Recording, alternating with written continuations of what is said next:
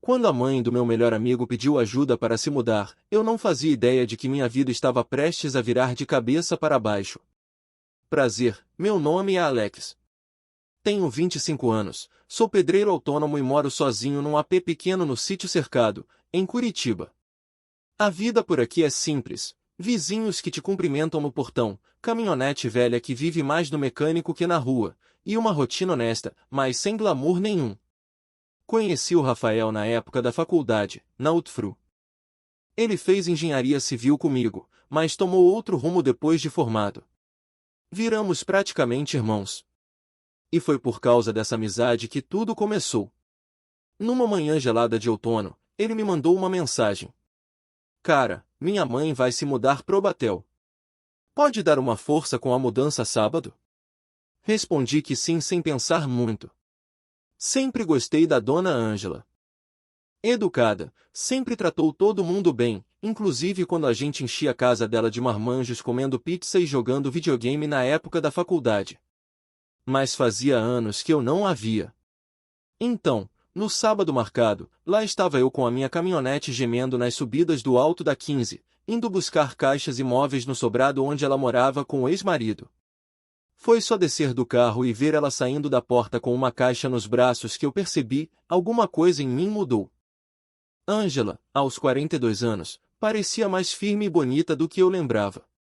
Usava calça jeans escura, bota preta, e um casaco de lã claro que contrastava com o batom discreto. O cabelo preso com certa pressa e os olhos um pouco cansados, mas havia uma dignidade silenciosa no jeito dela se mover. Oi, Alex. Obrigada por vir. Você não mudou nada, ela disse com um sorriso gentil. A senhora também não, respondi, antes de perceber que chamei ela de senhora, o que me fez parecer um moleque de colégio. Ela riu, e foi aí que tudo começou a sair do script. Na terceira ida até o caminhão, nossos dedos se tocaram de leve ao tentar erguer a mesma caixa. Nada demais, só que eu senti. Não sei explicar. Um calor que subiu pela espinha e parou na nuca. Ângela pareceu sentir também. Tirou a mão rapidamente, sem olhar nos meus olhos.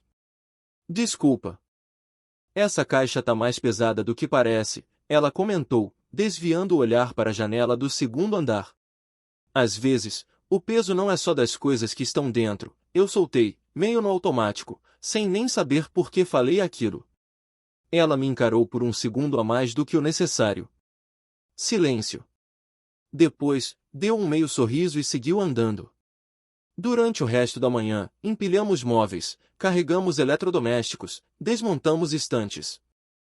Rafael estava atrasado, claro, e só apareceu quase no fim, com cara de quem não dormiu. Mãe, o que falta? Ele perguntou, bocejando. Nada que eu e o Alex já não tenhamos dado conta, ela respondeu, e foi impossível não notar o tom diferente na voz dela. Menos formal. Quase cúmplice. Na hora de fechar a porta do caminhão, ela colocou a mão no meu braço. Você vai me ajudar a descarregar também, né? Aquilo não era uma pergunta. Era uma certeza. E eu não quis dizer não. Seguimos para o Batel, ela no banco ao lado, as janelas embaçadas pelo frio curitibano. Tocava o seu Valença baixinho no rádio. Em certo momento, ela virou o rosto na minha direção e disse: Obrigada por não me tratar como alguém quebrada. Eu não soube o que dizer. Só apertei mais o volante. E, dentro de mim, algo começou a se partir, mas não era ruim. Era como se um espaço novo estivesse se formando. Um espaço onde ela, sem saber, já começava a habitar. O dia seguinte a mudança começou com o céu coberto, daquele jeito típico de Curitiba em maio, cinza, úmido e com cheiro de terra fria no ar. Cheguei no novo apartamento da Ângela pouco antes das 8. Um prédio moderno no Batel, fachada de vidro e portaria 24 horas. Ela desceu com um casaco de lã bege e um lenço no pescoço, segurando 2 copos de café. Um pra você. Tá forte, do jeito que homem gosta, disse com um sorriso leve, como quem tenta fazer o dia parecer menos pesado. Subimos juntos até o 6º andar. O apartamento era amplo, mas ainda cheirava a tinta fresca. Caixas espalhadas, móveis desmontados, e aquele vazio típico de recomeço. Não precisa correr, eu disse, notando que ela parecia aflita em organizar tudo de uma vez. Você tem tempo. Ela deu de ombros. Tenho tempo demais, talvez. E ninguém para dividir. Preferi não responder. Em vez disso, fui até a varanda e comecei a montar a base do sofá. Enquanto eu trabalhava, Angela andava pelo apartamento em silêncio, desfazendo caixas, dobrando roupas, separando copos. Às vezes, parava e encarava o nada. Não era tristeza explícita, era mais como alguém que ainda não sabe onde colocar a própria dor. No meio da tarde, a chuva engrossou. Pingos pesados batiam no vidro da sacada, e o som preencheu o silêncio entre nós. Em certo momento, ela parou ao meu lado com uma manta nos braços. Você tá encharcado. Senta um pouco. Obedeci. Me joguei no tapete, cansado. Ela sentou no sofá ainda coberto de plástico, e por alguns minutos, apenas ouvimos a chuva. Nenhum dos dois mexeu no celular. Nenhuma fala forçada. Só a presença. Sabe o que é mais difícil? Ela perguntou de repente, encarando a janela. Dormir sem ninguém do outro lado da cama. Não pelo toque, mas pelo costume. Eu a encarei. As palavras dela não tinham dramatização. Eram só a verdade. E aquilo mexeu comigo. Às vezes, eu durmo abraçado com 2 travesseiros, confessei, meio rindo. Coisa ridícula para um cara da minha idade. Ela riu também. Um riso sincero, que tirou dela um pouco do peso no rosto. Não é ridículo. É humano. Depois, nos calamos de novo. Mas o silêncio agora era diferente. Não era vazio. Era confortável. Como se, por alguns minutos, fosse permitido apenas existir, sem explicações, sem julgamentos. Mais tarde, enquanto eu encaixava os pés da mesa de jantar, ela se aproximou com um pano e começou a limpar a superfície já montada. Nossos braços se cruzaram algumas vezes, e houve um momento, breve, em que os dedos se tocaram de novo. Mas dessa vez, nenhum de nós recuou imediatamente. Foi rápido. Mas o suficiente para me deixar com o coração acelerado. Angela se levantou, caminhou até a cozinha e ficou ali, de costas para mim, como se estivesse precisando recuperar o ar. Eu não disse nada. Só terminei o que estava fazendo e anunciei que já ia indo. Na porta, ela me acompanhou até o elevador. Obrigada por hoje. Você fez mais do que imagina, disse, sem olhar nos meus olhos. Tô por aqui se precisar de qualquer coisa. Mesmo. O elevador chegou. Entrei. Ela ficou parada, segurando a porta com a mão. Alex. Ela começou, mas não completou. Apenas sorriu, com aquele mesmo cansaço bonito que eu tinha visto no dia anterior. As portas se fecharam devagar. E, no reflexo do espelho do elevador, eu vi meu próprio rosto, confuso, mas com uma certeza nova nascendo no peito. Algumas caixas, pensei, pesam mais pelo que carregam por dentro do que pelo que há nelas. Era terça-feira, fim de tarde. Eu estava terminando um trabalho de acabamento numa casa no Boqueirão quando meu celular vibrou. Vi o nome dela na tela, Angela. Oi, Alex. Sei que você deve estar ocupado, mas será que poderia passar aqui qualquer dia desses? Preciso de ajuda para pendurar umas prateleiras e, sinceramente, companhia. Fiquei olhando para a mensagem mais tempo do que devia. Era simples. Objetiva. Mas tinha uma ternura silenciosa que falava mais do que estava escrito. Respondi dizendo que passaria no dia seguinte, depois do trabalho. Na quarta, levei minha furadeira, bochas, parafusos e um vinho branco que tinha ganhado do cliente e nunca soube quando usar. Toquei o interfone e ela atendeu com a voz baixa, como se tivesse acabado de acordar. Sobe, a porta tá encostada. O apartamento já parecia mais com um lar. Cortinas instaladas, livros empilhados sobre a mesa de jantar, almofadas novas no sofá. E o cheiro, uma mistura de café fresco com algo floral que eu não consegui identificar. Trouxe o vinho. Não sabia se combinava com prateleiras, brinquei, erguendo a garrafa. Combina com silêncio. E é isso que eu mais tenho tido por aqui, ela respondeu, pegando a garrafa com cuidado. Enquanto eu trabalhava na parede da sala, ela sentou no chão com uma caixa de fotos antigas. Às vezes ria, outras apenas suspirava. Colocou uma música no celular, Chico Buarque, Gal Costa, Caetano. O tipo de som que preenche os cantos da casa sem pedir atenção. Você sempre trabalhou com isso? Ela perguntou, apoiando o queixo nos joelhos. Desde os 18. Meu pai era pedreiro também. Aprendi tudo com ele. Nunca tive muito jeito com escritório. Ela sorriu. Você tem mãos que criam. Isso é raro hoje em dia. Fiquei em silêncio. Não era o tipo de elogio que se ouve toda hora. Ainda mais vindo dela. E você? Tá conseguindo se adaptar aqui? Perguntei, batendo nível na prateleira. Alguns dias são bons. Outros são só dias. Às vezes, o silêncio é pior do que a briga. Porque não tem onde descarregar. Ela mexia numa moldura com a foto de Rafael ainda criança. Depois olhou para mim. Desculpa. Tô falando demais. Não tá, não. Às vezes, é bom saber que alguém escuta. Ela assentiu com a cabeça. O silêncio voltou, mas agora era recheado de coisas não ditas. Mais tarde, sentamos na varanda, cada um com sua taça de vinho. A cidade lá embaixo piscava as luzes da noite curitibana, fria e úmida como sempre. Você se sente invisível, Alex? Ela perguntou de repente. Às vezes. Quando tô no mercado e ninguém nota minha presença. Ou quando entrego uma obra e só ouço obrigado por obrigação. Ela virou o rosto para mim. Eu também. Mas o pior é se sentir invisível dentro de casa. Dormir com alguém que não te vê mais. O jeito como ela falou aquilo não foi para seduzir. Foi só real. E talvez por isso tenha sido tão forte. Ficamos ali, lado a lado, sem encostar, mas perto o suficiente para sentir o calor um do outro. O vinho acabando, a música baixinha ainda tocando.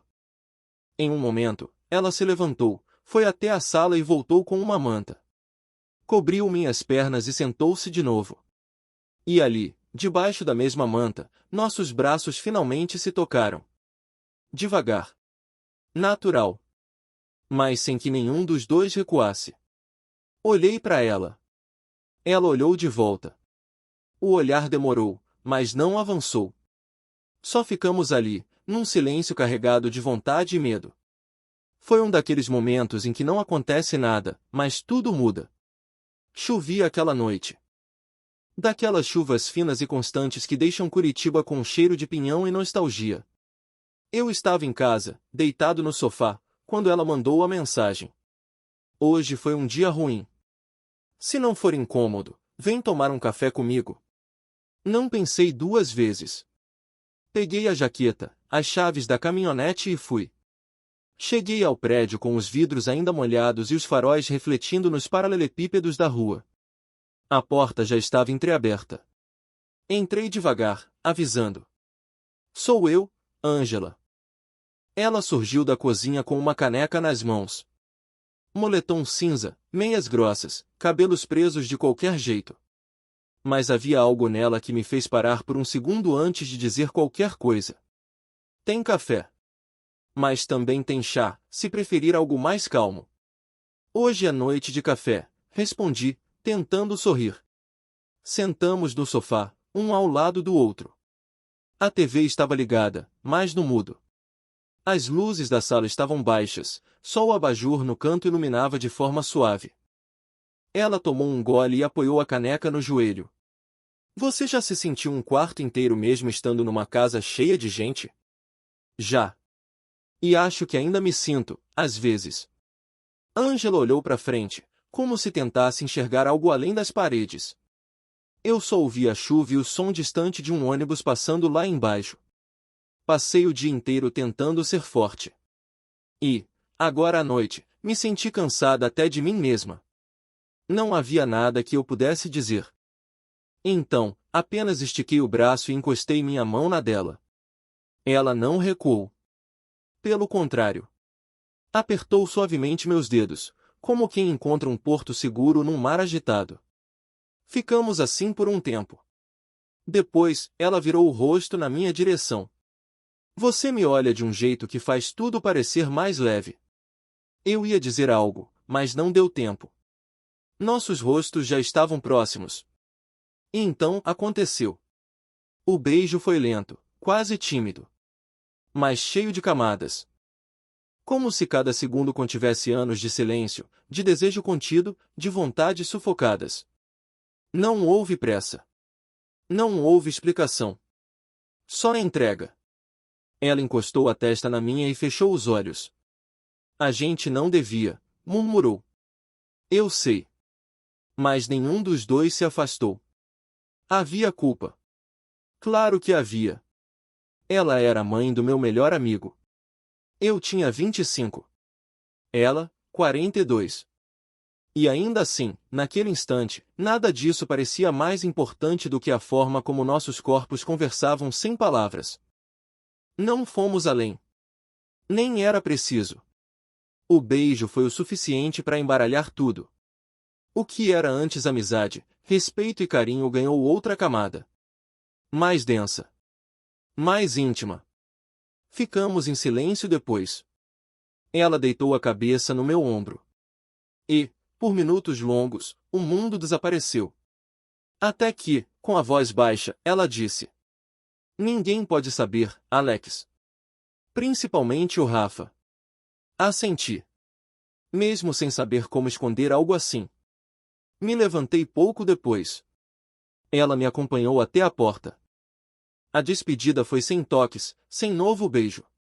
Só um olhar longo e um boa noite que carregava mais do que parecia. Voltei para casa com o coração acelerado. A chuva ainda caía. E, dentro de mim, algo novo também havia começado a cair, as certezas, os limites, os medos. Naquela noite, deitado sozinho, entendi que o beijo tinha mudado tudo. Mas não sabia ainda o quanto. Depois daquela noite, nada foi dito explicitamente entre a gente. Mas tudo havia mudado. E a mudança estava nos detalhes, nas mensagens mais frequentes, nos olhares mais longos, no jeito como o silêncio entre nós se tornava cada vez mais confortável. Comecei a aparecer no apartamento da Ângela com mais frequência.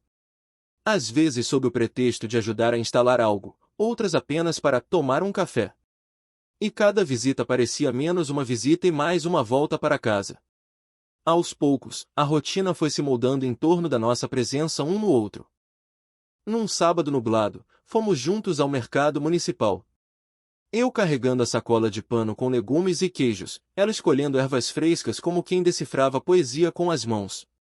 Conversávamos pouco, mas era sempre com um sorriso contido no rosto. Uma cumplicidade silenciosa se construía ali, entre uma barraca e outra. Você gosta de cozinhar? Ela perguntou enquanto segurava um maço de manjericão. Gosto de comer. Mas se você me ensinar, posso aprender o outro lado também. Ela riu.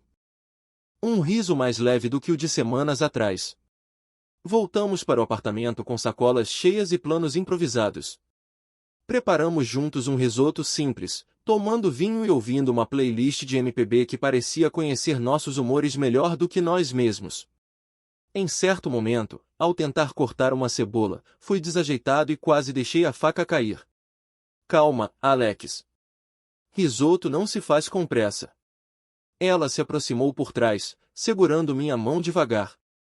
O toque dela era firme, quente, e por um instante, esqueci da faca, da cebola e do mundo. Ali, naquela cozinha pequena, cercados pelo cheiro de alho refogado e vinho aberto, percebi que o que estávamos vivendo não era um acaso. Era um processo. À noite, nos sentamos na varanda com cobertores sobre as pernas. A cidade respirava lá embaixo e nós respirávamos juntos, em silêncio. Já faz quanto tempo que você não dorme com alguém do lado? Ela perguntou, olhando o horizonte. Muito mais tempo do que eu gostaria de admitir. Ela encostou a cabeça no meu ombro. Ficamos ali, ouvindo o vento e o som dos carros distantes. Em algum momento, ela pegou minha mão e entrelaçou os dedos nos meus, como quem testa uma ideia nova. Não precisei dizer nada. Nem ela. Na semana seguinte, saímos para caminhar no Parque Barigui. De boné e óculos escuros, quase anônimos. Rimos juntos vendo os capivaras na beira da água.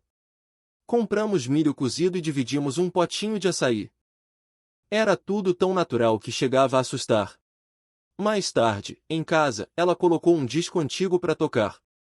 A luz estava baixa, a chuva batendo na janela. Nos sentamos no sofá e conversamos sobre tudo que nunca havíamos dito. Ela me falou das dores do fim do casamento. Eu contei sobre minha infância no Capão Raso, do meu pai que partiu cedo e da mãe que segurou tudo sozinha. Ângela ouvia com atenção, e às vezes tocava minha perna com os dedos, como quem queria interromper a dor antes que ela voltasse. E naquela noite, tudo se completou. Não houve urgência. Não houve palavras. Apenas olhares, toques, silêncios respeitados. Cada gesto era cuidado. Cada beijo, uma pergunta respondida sem pressa. A primeira noite juntos foi menos sobre desejo e mais sobre acolhimento. Ela tremia um pouco no início. E eu também. Mas nos encontramos ali, no meio da insegurança, e fizemos daquele momento um refúgio. Quando o dia amanheceu, ela ainda dormia com a mão entrelaçada à minha. O rosto sereno, como eu nunca tinha visto antes. E foi ali, naquela manhã fria de Curitiba, que eu entendi, estávamos vivendo algo fora do convencional.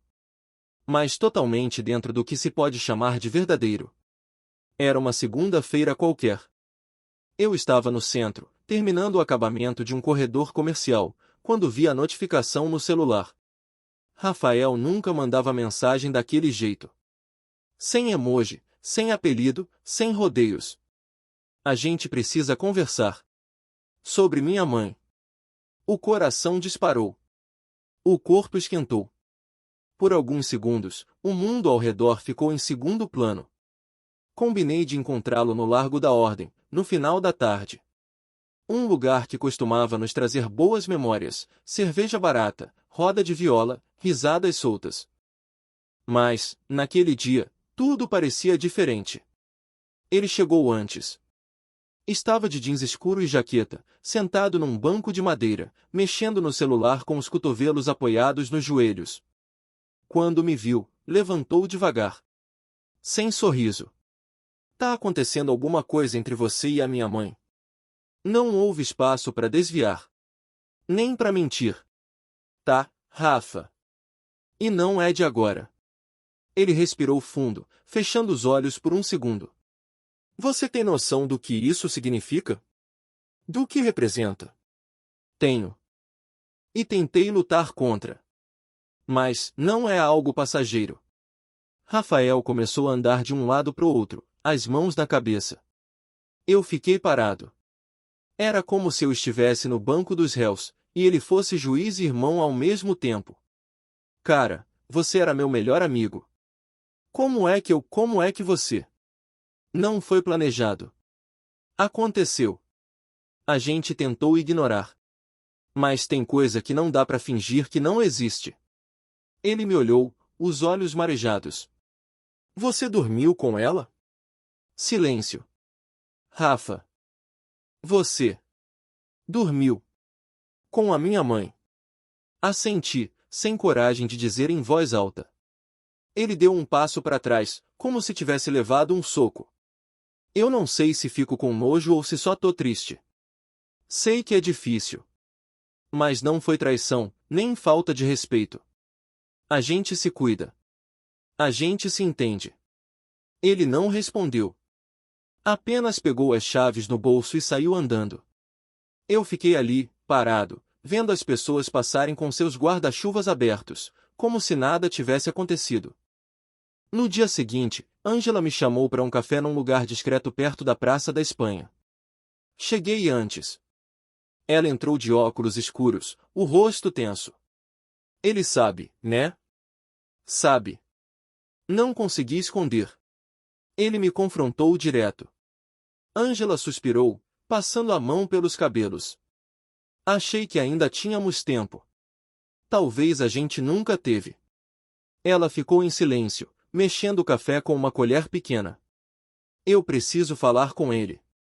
Olho no olho. Como mãe. Como mulher. Como ser humano. Quer que eu vá junto? Ela negou com a cabeça. Esse primeiro momento tem que ser só meu. 2 dias depois, ela foi até a casa do Rafael. Me contou que ele ouviu tudo calado. Não gritou, não bateu porta. Só escutou. E, no fim, disse que precisava de tempo. O silêncio dele foi a única resposta que tivemos por semanas. E, nesse meio tempo, a gente continuou. Com mais cuidado, com menos riso. Mas seguimos. Porque o que sentíamos não era algo que se pudesse guardar numa caixa e esconder no fundo do armário. A relação com Rafael estava em suspenso. Mas entre eu e Ângela, havia uma certeza nova, a de que agora tudo estava às claras. E que, apesar do medo, do julgamento e da dor, não haveria mais espaço para meias-verdades. Foram quase 3 semanas sem nenhum sinal do Rafael. Nem mensagem, nem ligação, nem resposta nas redes sociais. Ele sumiu do radar. E, nesse tempo, Ângela ficou diferente, mais quieta, menos confiante no que a gente tinha construído. Havia um receio constante pairando entre nós. Como se, a qualquer momento, tudo pudesse desmoronar. Mas seguimos. Mesmo com menos leveza, seguimos. Até que, numa sexta-feira à noite, enquanto eu colocava uma pizza no forno da casa dela, a campainha tocou. Ângela me olhou surpresa, com a testa franzida. Não tô esperando ninguém. Fui até a porta. Quando abri, era ele.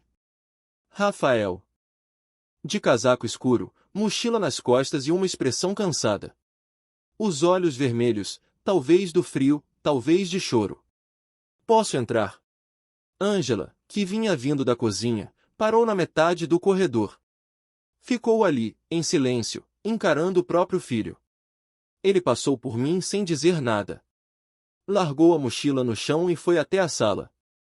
Sentou no sofá como se fosse estranho estar ali. E, de certa forma, era mesmo.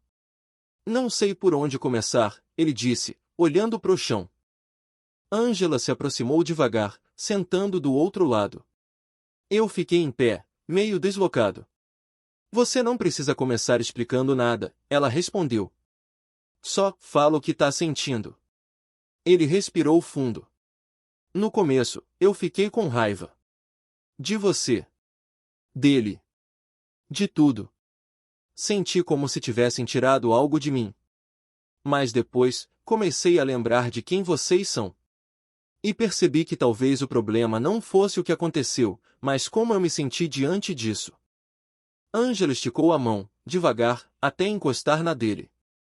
A gente nunca quis te magoar. Nem esconder por egoísmo. Foi por medo. Medo de perder o que sempre foi mais importante para nós, você. Ele assentiu com a cabeça. Depois me olhou, pela primeira vez de verdade desde que chegou. Você faz minha mãe feliz, Alex? A pergunta ficou no ar como um desafio.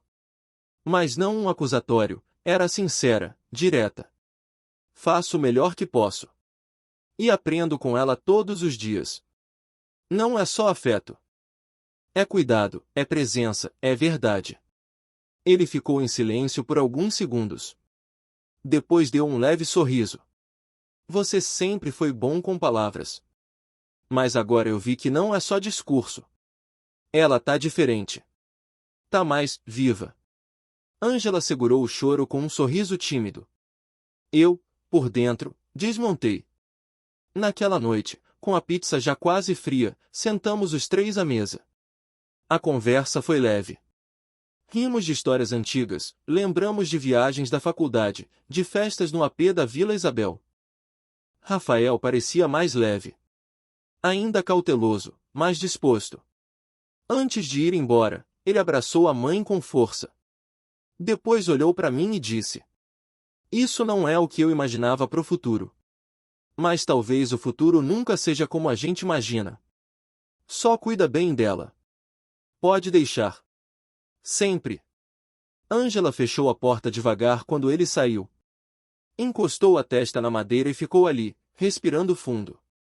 Eu achei que fosse perder ele. Você não perdeu. Só precisou dar tempo para ele enxergar com o coração. Ela se virou, os olhos úmidos, e me abraçou. Ficamos assim por minutos, sem dizer nada. Naquele fim de semana, fizemos um jantar. Modesto, mas simbólico. Ângela cozinhou a receita preferida do Rafael, e ele trouxe uma garrafa de vinho. Rimos. Conversamos. E, pela primeira vez, a sensação de família voltou, mas com novos contornos, mais verdadeiros. Foi ali que eu entendi que o perdão não era esquecer o que doeu. Era aceitar o que é, com coragem de recomeçar. A verdade é que não teve anúncio oficial. Não teve postagem nas redes, nem festa de noivado, nem declarações públicas.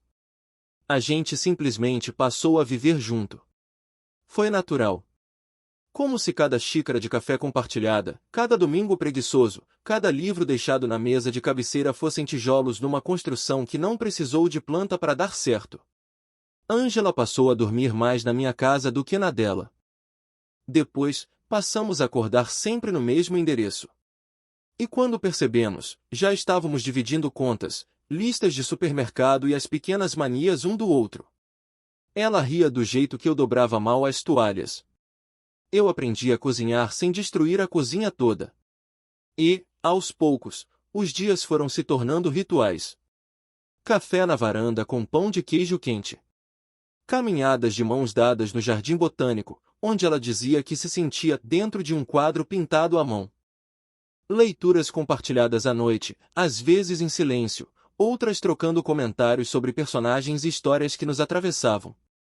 Foi numa dessas manhãs tranquilas, enquanto tomávamos suco de laranja espremido e ríamos de uma lembrança antiga, que ela me olhou nos olhos e disse: Vamos casar. Não era uma pergunta retórica. Mas também não vinha com pressão.